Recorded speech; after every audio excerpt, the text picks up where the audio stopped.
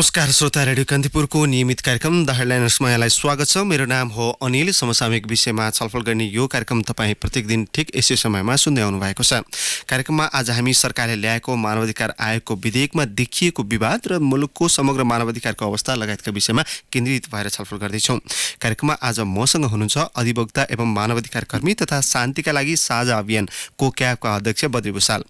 कार्यक्रम सुन्दै जाँदा आजका अतिथिसँग तपाईँलाई पनि कुनै प्रश्न वा जिज्ञासा सोध्न मन लागेमा हाम्रो स्टुडियोको टेलिफोन नम्बर 5541 टेलिफोन नम्बर पुनः एकपटक 5541 मा आफ्नो प्रश्न टिपाउन सक्नुहुन्छ। सदा चाहिँ आज पनि दोहोऱ्याउँछु, कार्यक्रमका दौरानमा उठिसकेका प्रश्नलाई कृपया नटिपाउनुहोला।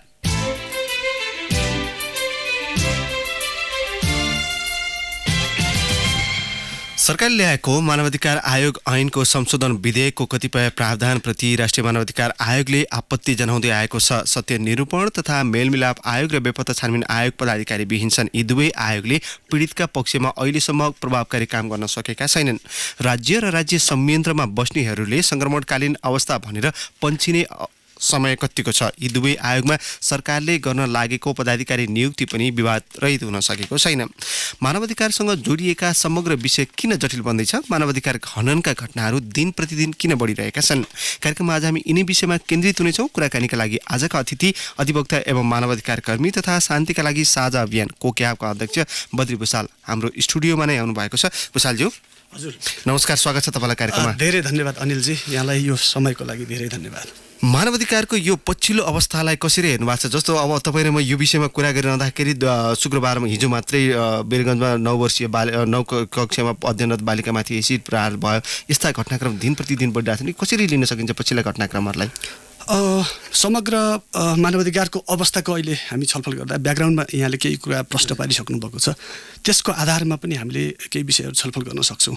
महत्त्वपूर्ण कुरा के छ भन्नुहुन्छ भने अहिले जुन सरकार हामीसँग एउटा एक किसिमले 2/3 एउटा बलियो मजबुत सरकार छ। हामीसँग एउटा राम्रो मजबुत संविधान छ जसले जनताका मौलिक अधिकार मानवाधिकारको चाहिँ अवस्था सँगसँगै पूर्ण प्रेस स्वतन्त्रताको विषयवस्तुलाई चाहिँ संविधानले प्रस्तावना र फन्डामेन्टल राइटको रूपमा चाहिँ ग्यारेन्टी गरेको छ। हामी लिगल लेजिस्लेटिभ म्यानेजमेन्ट हेर्ने हो भने, कानुनी व्यवस्थापन हेर्ने हो भने हामी एकदमै तन्दुरुस्त अवस्थामा छौँ।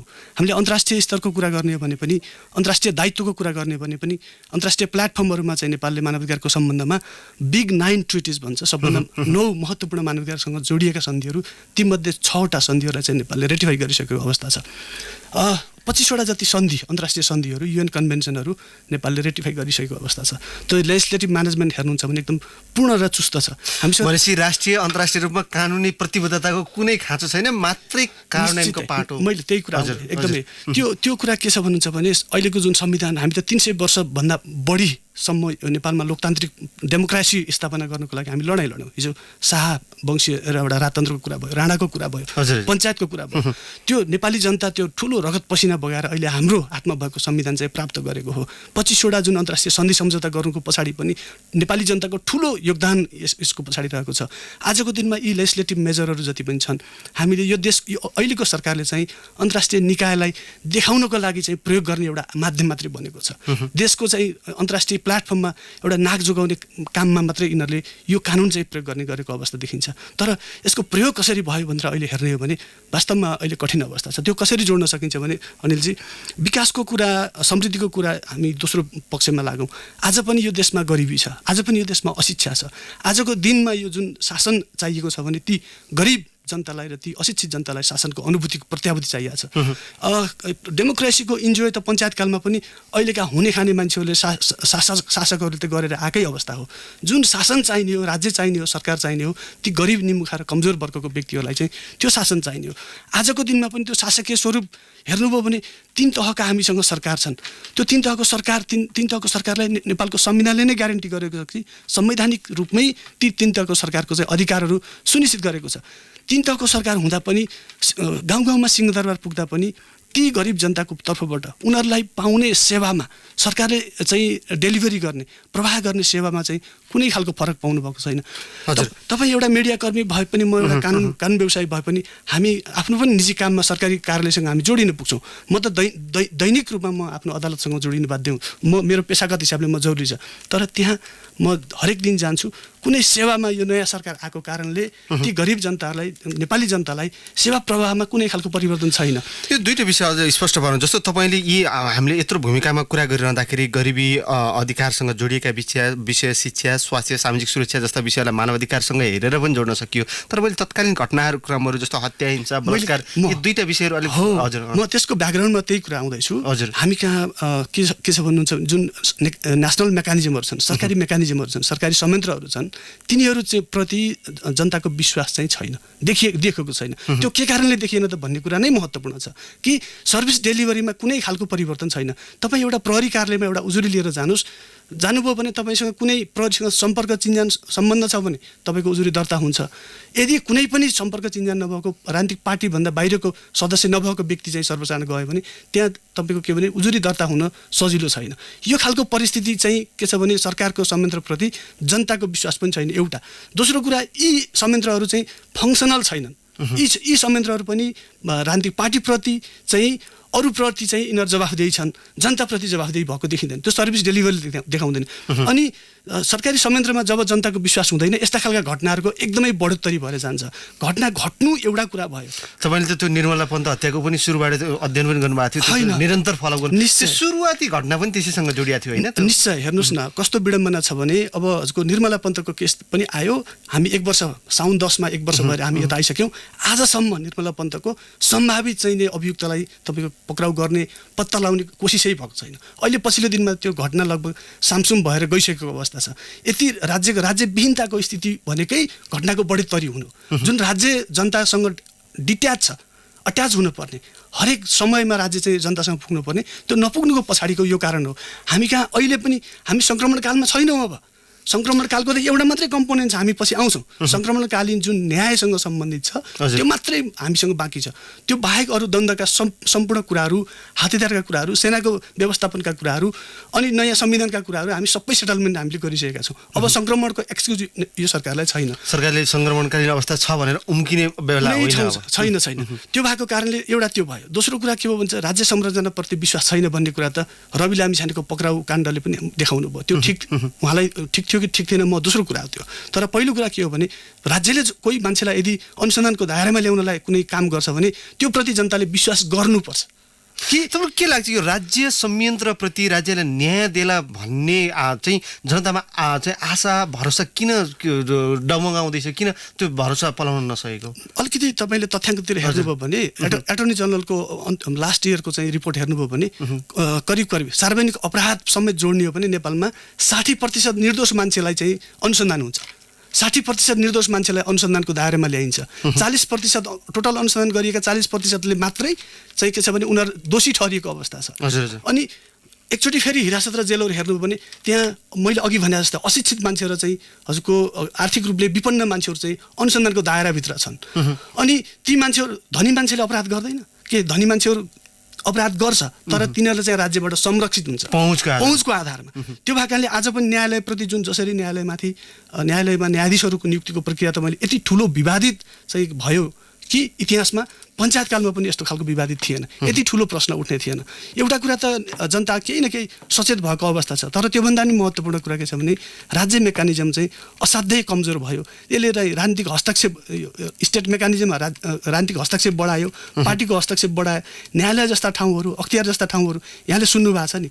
संवैधानिक निकायहरूलाई पनि अहिले चाहिँ के छ भने तिनीहरूको आर्थिक अधिकारलाई चाहिँ कटेल गरेर सरकारले अर्को विधेयक मार्फत प्रधानमन्त्रीको निगरानीमा, प्रधानमन्त्रीको निर्देशनमा, प्रधानमन्त्रीको सल्लाहमा मात्रै संवैधानिक निकायको खर्चहरू चाहिँ पठाउने, उनीहरूले खर्च गर्न पाउने, तिनीहरूलाई प्रत्यक्ष मोनिटरिङ गर्न पाउने, जुन यस्ता खालका चाहिँ के छ भने करप्टेड अथवा चाहिँ यो डेमोक्रेटिक नर्म्स भ्यालुजहरू चाहिँ तोडेर जुन सरकारले विभिन्न खालका निर्णयहरू गर्दै गएको छ, यो प्रति जनताको चाहिँ विश्वास छैन। र सरकारी संयन्त्रहरू चाहिँ डेलिभरीमा, सर्भिस डेलिभरीमा कमजोर भएको कुरा तपाईँ यातायात व्यवस्था विभागमा जानुहोस्, तपाईँ मालपोत कार्यमा जानुहोस्। भुषालज्यू, जस्तो अलिकति राज्य संयन्त्रसँग जोडिएका विषयहरू भनौँ, अब जनताको सेवासँग प्रत्यक्ष जोडिएका विषयहरू, सेवा प्रवाहसँग जोडिने भनेको 3टा निकाय हुन्छ मुख्य गरी। एउटा प्रशासन हुन्छ, एउटा प्रहरी हुन्छ र एउटा न्यायालय हुन्छ। यो तिनटैको विलम्ब त हुने अथवा यो तिनटैको पहुँचको दुरुपयोग हुँदाखेरि चाहिँ जनताको सेवा प्रभावकारी हुन नसकेको हो भन्ने अब यो घटनाक्रमले पुष्टि गरेको छ। निश्चय त्यो कुरा प्रश्न देखिन्छ। म अदालतभित्र छु, हरेक दिन पक्षले तारिख लिनलाई पैसा दिएन भने समयमा तारिख पाउँदैन, एक पेज फोटोकपी निकाल्नलाई केही पैसा दिएन भने हजुरको के छ भने उसले त्यो फोटोकपी पाउँदैन। हामी कानुन व्यवसायी ठुलो गुनासो आउँछ, केही न केही पैसा चाहिँ तपाईँको त्यो फाँटमा दिएन भने के छ भने उसले सेवा समयमा पाउँदैन। यो खालको चिजलाई आज हामी सुधार गर्न सक्छौँ। प्रहरीमा जानुभयो, मैले अघि भने जस्तै हामी कहाँ महिला हिंसाका यति धेरै घटना बढेर गए, अनि यो दलित माथिका छुवाछुतका घटनाहरू यति ठुलो बढेर गए। धादिङमा भएको अजित मिजारको केस, काभ्रेमा भएको लक्ष्मी परियारको केस, अहिले पनि टिचिङ हस्पिटलमा अहिले चाहिँ उनको डेड बडी छ। अहिले मुद्दा जिल्लाबाट सफाई पायो, अजित मिजारको तर्फबाट राम्रोसँग डिफेन्स गर्ने मेकानिजम हामीसँग भएन। राज्यले यदि हेर्ने हो भने एटर्नी जनरलको भूमिका, त्यो जिल्लामा रहेको कार्यालयको भूमिका चाहिँ उल्टोपट्टि देखियो, चाहिँ अभियुक्तलाई चाहिँ उन्मुक्ति दिने खालको भूमिका देखियो। त्यहाँ संलग्न भएको डक्टरहरूले चाहिँ के छ भने अटोप्सी जुन पोस्टमार्टम रिपोर्ट गर्दा गलत खालको पोस्टमार्टम रिपोर्ट गरेको कुरा अदालतको दस्तावेजमा रेकर्डेड छ। अनि त्यो चिजमा कुनै खालको इन्टरभेन्सन छैन। हामीले ठुल्ठुलो कुरा गर्छौँ, हामी अन्तर्राष्ट्रिय निकायको कुरा गर्छौँ, तर जनतासँग जोडिएका दैनन्दिनका सवालहरू, विभेदका कुराहरू, तल पारिएका मान्छेहरूको चाहिँ उनीहरूको उत्थानको विषयहरू, उनीहरूलाई दिने सर्भिस डेलिभरीको विषयमा हामीले आजको दिनमा सुधार गर्न जरुरी छ। सँगसँगै के छ भन्नुहुन्छ भने जुन मानवाधिकारको स्थिति हो, हामी अर्को शीर्षकमा हामी कुरा गर्छौँ, त्यो के हुँदो रहेछ भने विकास पनि नहुने, करप्सनको स्थिति एकदम बढेर जाने। हामी कहाँ हेर्नुहोस् करप्सनको स्थिति अहिले, अब त करोडको चाहिँ अङ्क बढ्दैछ। हामी अरबतिर हामी जाँदैछौँ, हामी मेलम्चीको कुरा देखिरहेछौँ, बालुवाटरका जग्गाका काण्डहरू देखिरहेछौँ, ठुल्ठुला व्हाइट बडीका काण्ड देखिरहेछौँ। त्यो विषयलाई सेटल नगर्नु, यो तपाईँले भनिरहेका सबै विषयहरू चाहिँ अन्ततः जोडिने भनेको मानवाधिकार सँगै जोडिन्छ। हरेक मानवाधिकार भनेको बिहान उठेदेखि राति सुत्ने निदाउने बेलामा पनि त्यो मानवाधिकार जोडिन्छ। कहीँ न कहीँ यो हामी चङ्गुलमा फसिरहेछौँ, हामी चङ्गुलमा फस्दैछौँ। मेरो विश्वास के हो भने यसरी जनताले यत्रो ठुलोबाट ल्याएको, बलिदानबाट ल्याएको यो सबै चिजहरू छ हामीसँग, यो त्यति सजिलो छैन। अनि आजको सरकार बलियो सरकार छ, यो सरकारलाई अरू खालको एक्सक्युज पनि छैन। म के चाहन्छु भने यो सरकारले आजकै दिनमा के छ भने आफ्ना कामहरू, कार्यक्रमहरू, नीतिहरू चाहिँ विचारहरू सुधार गर्न जरुरी छ। हामी यो सरकारलाई सफल पनि बनाउन चाहन्छौँ। यही सरकार सफल हुनुपर्छ। मैले जोड्दैछु यो सरकार सफल हुनुपर्छ। यदि यो सरकार कुनै पनि कारणले यस्तो कारणले असफल हुने हो भने साँच्चै यो व्यवस्थामाथि पनि मान्छेहरूले प्रश्न उठाउन थालेका छन्। हामी त्यो कुरा सुन्न चाहदैनौँ, किनभने जनताको धेरै ठुलो यो बलिदान छ, यसको विकल्प पनि छैन। एकातिर तपाईँले भनिरहेका कुराहरू यति धेरै अराजकता बढ्दै जाने, अर्कोतर्फ अब जस्तो राष्ट्रिय मानवाधिकार आयोगकै कुरा गरौँ, राष्ट्रिय मानवाधिकार आयोग ऐनको संशोधन विधेयक निकै विवादित बनाएको छ। राज्यले चाहिँ नियन्त्रित गर्न खोज्यो भनेर स्वयं मानवाधिकार आयोगले भनिरहेको छ, विरोध गरिरहेको छ होइन। यी दुईटा विषयवस्तुहरू कसरी जोड्न सकिन्छ? अब यो सरकार साँच्चै के अटोक्याट बन्दै गएको अथवा त्यही त यो अप्ठ्यारो हामीलाई भन्नलाई पनि अप्ठ्यारो भयो। यो चाहिँ इन्टरनेसनल लेभलमा प्लेटफर्महरूमा यो पनि व्यापक रूपमा छलफल भइरहेको छ। अन्तर्राष्ट्रिय निकायले पनि मानवाधिकारको सवाल भएको कारणले यो विषय अन्तर्राष्ट्रिय निकायसँग जोडिन्छ, अरू सवाल भएको भए नहुन सक्थ्यो। त्यो भएको कारणले मानवाधिकार आयोगलाई खास गरी उसको चाहिँ जुन सिफारिस गर्ने जुन क्षेत्राधिकार छ, उसले सरकारलाई सिधै सिफारिस गर्न सक्छ। कार्यान्वयन सरकार उसले गरेका सिफारिसहरू समयमा कार्यान्वयन नभएमा उसले फेरि प्रश्न उठाउन सक्छ। तर आज यो नयाँ विधेयक मार्फत के गरिँदैछ भने यो उसले गर्ने सिफारिसहरू एटर्नी जनरल, महान्यायाधिवक्ता कार्यालय मार्फत चाहिँ तपाईँको पठाउने। मानवाधिकार आयोगले गरेको सिफारिस महान्यायाधिवक्ताले चाहिँ इलिजिबल देखेमा, त्यसलाई ठिक छ भन्ने लागेमा मात्रै उसले चाहिँ नेपाल सरकारलाई पठाउन सक्ने। यस्तो खालको चाहिँ के छ भने यो अर्को सिन्डिकेट हो, यो मानवाधिकारको नाममा अर्को सिन्डिकेट हो। यो चाहिँ आजसम्म राष्ट्रिय मानवाधिकार आयोग विश्वमा एग्रिगेसन हुन्छ, यो क्याटेगोरीमा ए क्याटेगोरीमा छ मानवाधिकार आयोग विश्वको एग्रिगेसनमा। तर हामी यस्तो खालको जुन पेरिस प्रिन्सिपल भन्छ, पेरिस प्रिन्सिपलको आधारमा यो अहिले कम्पेरिटिभली स्वायत्त छ, यसले सिधै सिफारिस गर्न सक्छ, यो इन्डिपेन्डेन्ट छ। तर एटर्नी जनरलमा लगेर यो अधिकार थुपारिदिने हो भने के छ भने यो यसको चाहिँ स्वायत्ततामाथि धेरै सबैभन्दा ठुलो प्रश्न उठ्छ। नेपाली जनताले आज पनि मानवाधिकार आयोगमाथि केही न केही विश्वास गर्छन्, अरू ठाउँबाट न्याय नपाउँदा गुनासो गर्ने ठाउँ यो आयोग हो भन्छन्। फेरि पनि प्रधानमन्त्रीको सल्लाहकारको रूपमा राखिएको न्यायाधिवक्ता उहाँलाई चाहिँ के भने राजनीतिक हिसाबका मुद्दा पनि हुन सक्छन्, उहाँलाई यस्तो अधिकार दिँदाखेरि पेरिस प्रिन्सिपलले यो कुरा स्वीकार गर्दैन। मानवाधिकारको दृष्टिकोणबाट यो चाहिँ सन्तुलित हुँदैन। नेपाली जनताले न्याय नपाउने भन्ने अर्को एउटा आधार बन्न सक्छ। सँगसँगै यसका प्रदेश कार्यालयहरूलाई पनि सङ्कुचन गर्ने पनि त्यो विधेयकमा व्यवस्था छ। जुन प्रदेशमा अहिले त्यसले सरकारको नियतमाथि पनि गम्भीर प्रश्न उठाए। सवाल त्यही नै हो। हामीलाई खास गरी नियतमै अब प्रश्न गर्ने बेला भइसक्यो। प्रेस काउन्सिलसँग जोडिएका विधेयकहरू भयो, अनि न्यायाधीशको नियुक्तिको प्रक्रिया भयो, संवैधानिक निकायलाई चाहिँ उनीहरूको आर्थिक जुन स्वायत्ततालाई तिनीहरूलाई कटेल गर्ने कुरा भयो, मानवाधिकार आयोगलाई चाहिँ कटेल गर्ने कुरा भयो। यो कुरा चाहिँ विश्व जगतले हेरिरहेको छ। यो ठिक बाटोतिर गइरहेको छैन। आजको दिनमा पनि यो विषय चाहिँ अस्ति कानुन मन्त्रीले के भन्नुभयो भने माइतीघर मण्डलमा बसेर कानुन निर्माण गर्ने होइन भन्नुभयो। जनताले आज यो सरकारलाई राम्रो काम भएन भनेर दबाब दिँदाखेरि उहाँलाई यो कुरा सुन्न कटिन्छ। यहाँलाई थाहा छ यो सरकार आउँदै माइतीघर मण्डललाई पनि उहाँले चाहिँ प्रदर्शनको लागि रोकेर राख्नुभयो। त्यो सर्वोच्च अदालतबाट पछि भयो। अहिले यो थुप्रै कुराहरू उठिराखेका छन्। अब जस्तो तपाईँले यो जति पनि विवादित विधेयकहरू प्रेस काउन्सिलसँग सम्बन्धित मिडिया विधेयक भयो, अनि त्यस पछाडि मानवाधिकार आयोग तपाईँले यो नजिकबाट निहालिरहेको छ विश्व समुदायले भन्नुभयो, यसले के प्रभाव पार्छ कि पार्दैन? निश्चय। अब खास गरी यी विधेयकको सम्बन्धमा पनि प्रेस काउन्सिल विधेयक र मानवाधिकार आयोगको विधेयकको सम्बन्धमा डिप्लोमेटिक मिसनहरूले पनि युएन मेकानिजमहरूले पनि स्पेसल ऱ्यापोर्टरहरूले पनि नेपाल सरकारको चाहिँ चासो, उनीहरूको चाहिँ एटेन्सन चाहिँ भएको भन्ने कुरा चाहिँ उहाँले राखिसक्नु भएको छ। त्यो कारणले हामीलाई बुढी मरी भन्ने पीर होइन, हामीलाई त यो कालपल्क्यो भन्ने पीर हो। एउटा घटना घटे त हामीलाई ठिकै हुन्थ्यो, तर यो देशमा सिलसिलेवार रूपमा मानवाधिकार उल्लङ्घनका घटनाहरू घटिराखेका छन्। कुमार पौडेलको हत्याको कुरा जोडिन्छ जहिले पनि कुरा गर्दाखेरि। उहाँको इन्काउन्टरबाट मान्छे मारियो भन्ने कुरा धेरै तथ्यहरूले देखाउँछ। मानवाधिकार आयोगले त्यसमा एउटा फेयर अनुसन्धान गर्ने कोसिस गरेको थियो, त्यसलाई पनि ढाकछोप गर्ने चाहिँ कोसिस भइरहेको छ। हामीले त्यहाँको सदस्यज्यूलाई हामीले भेटेको थियौँ। उहाँले सदस्यज्यूले पनि यो चाहिँ कुमार पौडेलको अनुसन्धान गर्दाखेरि उहाँलाई पनि भित्रैबाट, बाहिरबाट होइन, भित्रैबाट पनि उहाँलाई थ्रेड भयो, मलाई थ्रेड भयो भन्ने खालको कुराहरू चाहिँ मानवाधिकार आयोगको सदस्यले गर्नुभएको छ। हामी मानवाधिकार कर्मीहरू असुरक्षित छौँ। हामी आफै खुला रूपमा मानवाधिकारको उल्लङ्घनको घटनाहरू हामी स्वतन्त्र रूपमा सहज ढङ्गमा उठाउन सक्ने अवस्थामा छैनौँ। सोचेर बोल्न पर्ने भइरहेको छ। मैले के विषय उठाउँदैछु, यो विषय कोसँग जोडिन्छ भनेर छलफल गरेर उठाउनु पर्ने अवस्था भएको छ। त्यसैमाथि हामीले मात्रै एउटा आधार मानेको ठाउँ मानवाधिकार आयोगलाई जुन सङ्कुचन गर्ने काम यो सरकारले फेरि विधेयक मार्फत गर्दैछ, यो हाम्रो लागि एकदम आपत्तिजनक विषय हो। नेपाली जनताको लागि आपत्तिजनक विषय हो। जस्तो मुलुकमा 3 तहको सरकार छ, प्रत्येक स्थानीय तहमा न्यायिक समितिहरू बनेका छन्, न्यायिक समितिले पीडितको पक्षमा काम गरिरहेका छन् भन्ने हामी अनुमान लगाउन सक्छौँ र अपेक्षा पनि त्यही अनुसारको छ। तर त्यहाँ पनि पहुँचको भरमा पीडितहरू चाहिँ वास्तविक उनीहरूले चाहिँ न्याय पाउन नसकेको भन्ने गुनासोहरू बारम्बार आइरहेछन्। कसरी लिनुभएको छ यो विषयलाई चाहिँ? हामीले पनि स्थानीय तहमा जो न्यायिक निकायहरू छन् तिनलाई पनि हामीले नजिकबाट हेरेका छौँ। त्यहाँको पनि के छ भन्नुहुन्छ भने राजनीतिक व्यक्ति नै त्यसको प्रमुख, न्यायिक निकायको प्रमुख भएको कारणले त्यो राजनीतिक रूपमै उहाँहरूले चाहिँ केसहरू चाहिँ ह्यान्डल गर्दै हुनुहुन्छ। एउटा अर्को चाहिँ उहाँको क्षेत्राधिकारको विषयमा, उहाँको अधिकारको विषयमा पनि उहाँलाई अझ स्पष्ट त्यो फ्रेम चाहिँ उहाँले पाइसक्नु भएको छैन। उहाँहरू कन्फ्युज हुनुहुन्छ।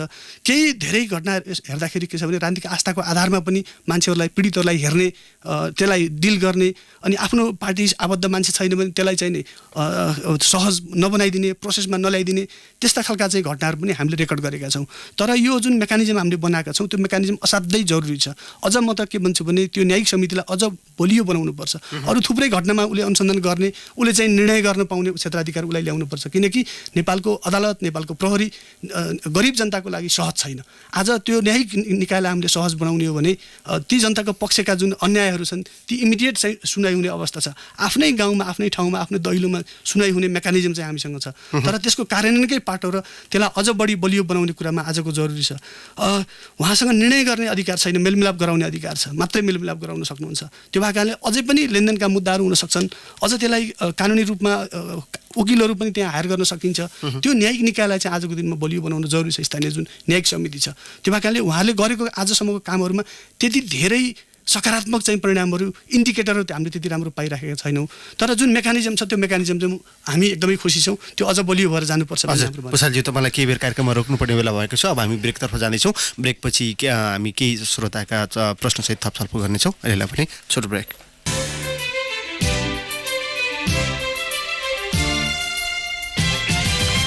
ब्रेकपछि कार्यक्रममा यहाँलाई पुनः स्वागत छ। कार्यक्रममा आज हामीले मुलुकको मानवाधिकारको अवस्था, राष्ट्रिय मानवाधिकार आयोगको विधेयकमा देखिएको विवाद लगायतका विषयमा केन्द्रित भएर अधिवक्ता एवं मानवाधिकार कर्मी तथा कोक्याबका अध्यक्ष बद्री भुसालसँग कुराकानी गरिरहेका छौँ। भुसालज्यू, यहाँलाई पुनः स्वागत छ कार्यक्रममा। धेरै श्रोताले प्रश्न टिपाउनु भएको छ। मेरा पनि केही प्रश्न बाँकी नै छन्। अब भने एकदमै संक्षिप्तको जवाबको अपेक्षा गर्छु तपाईँसँग। महत्त्वपूर्ण विषयमा नै तपाईँहरूका चाहिँ धारणाहरू आइरहेका छन्।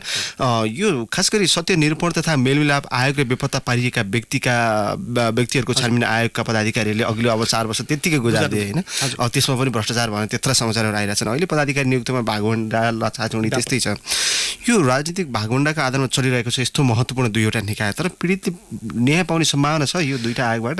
अब यो जुन अघिल्लो ऐन आयो, यो सत्यनिरूपण मेलमिलाप र अनि बेपत्ता सम्बन्धी जुन ऐन 2071 आयो, यसको सुरुको कार्यकाल 2 वर्ष मात्रै थियो। पछि 2 वर्ष पनि थपियो र केही महिना थपेर यसको 4 वर्ष 9 महिना यिनीहरूले कार्यकाल बिताएर उहाँले जम्मा के गर्नुपर्ने 60,000 उजुरी 63,000 उजुरी चाहिँ 2टा आयोग मार्फत जम्मा गरेर राख्नु भएको छ। त्योभन्दा माथि उहाँहरूको कुनै यो 4 वर्ष 5 वर्षको लगभगको अवधिमा उहाँले केही पनि काम गर्नुभएको छैन। त्यही जुन ऐन आइसकेपछि सर्वोच्च अदालतले फेरि 2015 मा चाहिँ यो ऐन चाहिँ पीडित मैत्री पनि छैन, यसले एमनेस्टीको व्यवस्था गरेको छ। यो द्वन्द्वका बेलामा जुन मानवाधिकार उल्लङ्घनको घटनालाई इन्टरनेसनल चाहिँ लेभलको तहको हैसियतको चाहिँ यो ऐन बनाऊ, यसले चाहिँ त्यसलाई सम्बोधन गर्न सक्दैन।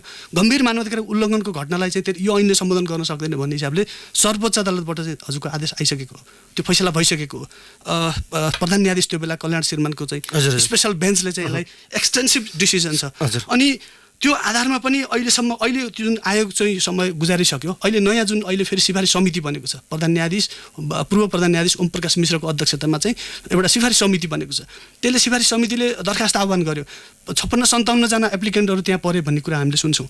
अनि अहिले पनि के भयो भन्नुहुन्छ भने जो एप्लिकेसन नदिएका मान्छे व्यक्ति भागवण्डा कम्प्लिटली भागवण्डाको आधारमा चाहिँ एकजना पूर्व महाधिवक्ताको नाम चाहिँ प्रस्ताव गरिएको छ, तर उहाँले म यसमा इच्छुक छैन भनेर उहाँले आफ्नो कुरा राख्दै हुनुहुन्छ।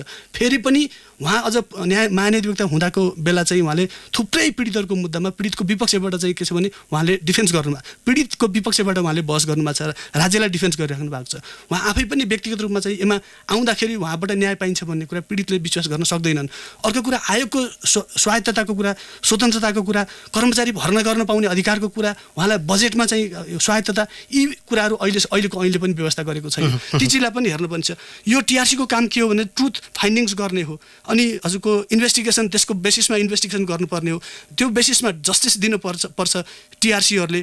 अनि यसमा इन्टरिम कम्पन्सेसनको कुरा हुन्छ, यसमा रिपारेसनको कुरा हुन्छ, यसमा ग्यारेन्टी अफ नन रिपिटेसनको कुरा हुन्छ, यसमा चाहिँ पीडितका चाहिँ मेमोराइजेसन सधैँ जिन्दगीभर सँगै हेर्न मिल्ने खालका म्युजियमको व्यवस्था हुनसक्छ।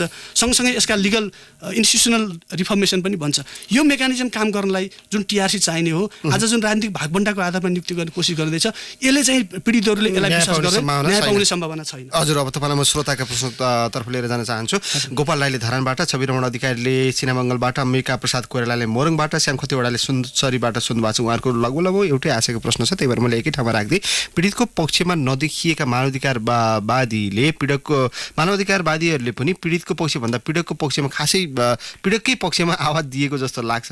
आफ्नो अधिकार स्वतः प्राप्त गर्नलाई चाहिँ के गर्नु पर्ला भनेर सोध्नु भएको छ उहाँले। ठिक हो, राजनीतिक आस्थाको आधारमा कसैले मानवाधिकारको कुरा गर्छ भने त्यसलाई म मानवाधिकार कर्मी मान्दिनँ। मानवाधिकार कर्मी रक्षक भनेको जोसँग भोइस छैन, भोइसलेसको पक्षबाट जसले वकालत गर्छ त्यो मानवाधिकार कर्मी हो। त्यो ह्युमन राइट डिफेन्डरले कहिले पनि पीडकको पक्षबाट वकालत गर्छ भने त्यो चाहिँ मानवाधिकार रक्षक चाहिँ मानिँदैन। यो उहाँहरूकै प्रश्न छ, दबावमा आत्महत्या गर्नेले आरोप लगाएको भन्दै बाँचेकालाई समात्नु चाहिँ कतिको उचित हो, खास गरी यो आत्महत्या दुरुत्साहन सम्बन्धी? ठिक हो, यो दुरुत्साहन त हजुरको बाँचेकैले दुरुत्साहन गर्ने हो। अब बाँचेकैले दुरुत्साहन गर्ने हो, तर अनुसन्धान चाहिँ कसैलाई आरोप लगाइसकेपछि अनुसन्धान राज्यले गर्नु पाउनुपर्छ। राज्य मेकानिजम ठिक तरिकाले अनुसन्धान गर्नु पर्यो, त्यो विश्वास जनताले गर्नु पर्यो र मेकानिजम पनि विश्वास योग्य चाहिँ मेकानिजम हुनु पर्यो। दुरुत्साहनको व्यवस्था आफैमा सैद्धान्तिक रूपमा ठिक छ कि छैन हामी त्यसमा पनि बहस गर्दैछौँ। ठिक छैन भन्ने पनि एउटा सिद्धान्त चाहिँ आइरहेको छ, तर आजको दिनमा जुन कानुन हाम्रो हातमा छ त्यो चाहिँ स्वीकार गर्नुपर्छ, अनुसन्धानमा जानुपर्छ, अनुसन्धान फेयर हुनु पर्यो भन्ने हो। विनोद खवासले झापाबाट, बोधप्रसाद पराजुलीले विराटनगरबाट सोध्नु भएको छ, सर्वसाधारणलाई आफ्नो अधिकार कसले थाहा दिने, जनतालाई पर्याप्त अधिकार थाहा नभएर पनि समस्या भयो कि भनेर सोध्नु। केही न केही त्यो कुराहरू हो, मानवाधिकारको विषयहरू, कानुनी राज्यको विषयहरू अनि मानवाधिकारको विषय बेसिकल्ली त्यो चाहिँ नै मिडिया मार्फत हजुरको अब स्थानीय सरकार मार्फत पनि अरू चाहिँ शिक्षण तरिका मार्फत भोकेसनल ट्रेनिङ मार्फत पनि मानवाधिकारको विषयहरू चाहिँ जनताले थाहा पाउनुपर्छ। कानुन बनेर आइसकेपछि के हुन्छ भने मैले थाहा पाएको छैन भन्न मिल्दैन। जनताले राज्यले के सोध्छ भने यो कानुन चाहिँ सम्पूर्ण नेपाली जनतालाई थाहा छ भन्ने कुरा बुझेको हुन्छ, तर मानवाधिकारको विषयमा चाहिँ के छ भने सामुदायिक रूपमा आफ्नो कम्युनिटी मार्फत, आफ्नो पोलिटिकल पार्टी मार्फत, आफू जुन ठाउँमा इन्गेज छु त्यो मार्फत चाहिँ प्रशिक्षित हुने काम चाहिँ आफू पनि सजग हुन जरुरी छ। डोलराज पराजुलीले रूपन्देहीबाट, प्रकाश थापाले धापाखेलबाट सोध्नु भएको छ, जनताले न्याय पाउने अन्तिम आस्थाको भरोसाको केन्द्र भनेको न्यायालय हो, न्यायालय नै गलत फैसला गरिदिएपछि जनता जाने कहाँ भनेर सोध्नु भएको छ। निश्चय न्यायालयहरू जनताको पक्षबाट डेमोक्रेसीको रक्षक न्यायालय हो, मानवाधिकार उल्लङ्घनको रक्षक न्यायालय हो। त्यो भएको कारणले न्यायालयलाई नै हामीले चाहिँ विश्वसनीय बनाउनुपर्छ। सबभन्दा ठुलो भरोसा गर्ने निकाय नै न्यायालय हो। तिनीहरू स्वतन्त्र हुनुपर्छ, जनताको पक्षमा काम गर्ने हुनुपर्छ र न्यायालयले गरेको फैसलाहरू पनि जनताको चाहिँ जनताको ठाउँमा गएर त्यसको पनि समीक्षा हुन्छ। अनि त्यो समीक्षा योग्य फैसला गर्नु मात्र होइन, न्यायालयको काम न्याय दिने पनि गर्नुपर्छ। न्यायको प्रत्याभूति जनताले गर्नु पर्यो, महसुस गर्नु पर्यो। त्यस्तो खालको चाहिँ न्यायालय हामीलाई हुन जरुरी छ। आजको दिनमा न्यायालयहरू पनि कम्पेरिटिभली पहिलाभन्दा अलिकति कमजोर बनेको चाहिँ हामीले पाएका छौँ। कुशालज्यू, कार्यक्रममा समय दिनुभयो, आज स्टुडियोसम्म आएर आफ्नो विचार राखिदिनु भयो, तपाईँलाई धेरै धेरै धन्यवाद। सम्पूर्ण कान्तिपुर एफएम परिवार, अनिलजी तपाईँलाई मेरो तर्फबाट विशेष धन्यवाद। हजुर, हवस्, आजको लागि कार्यक्रमको समय सकिएको छ। कार्यक्रममा आज हामीले मुलुकको समग्र मानवाधिकारको अवस्था, राष्ट्रिय मानवाधिकार आयोगको ऐनको संशोधन विधेयकमा देखिएको समस्या लगायतका विषयमा केन्द्रित भएर अधिवक्ता मानवाधिकार कर्मी बद्री भुषालसँग कुराकानी गऱ्यौँ। कार्यक्रममा प्रश्न टिपाउने र सुनेर साथ दिने तपाईँ श्रोतालाई धेरै धेरै धन्यवाद। भोलि फरक प्रसङ्ग र अतिथि लिएर हामी कार्यक्रममा पुनः आउनेछौँ। आज कार्यक्रमबाट न्युज डेस्कका सबै सहकर्मी सहित प्राविधिक साथी गङ्गाराम पाण्डे र म अनिल परियार बिदा माग्छौँ। नमस्कार। सूचना र मनोरञ्जनको संवाहक रेडियो राष्ट्रको रेडियो कान्तिपुर।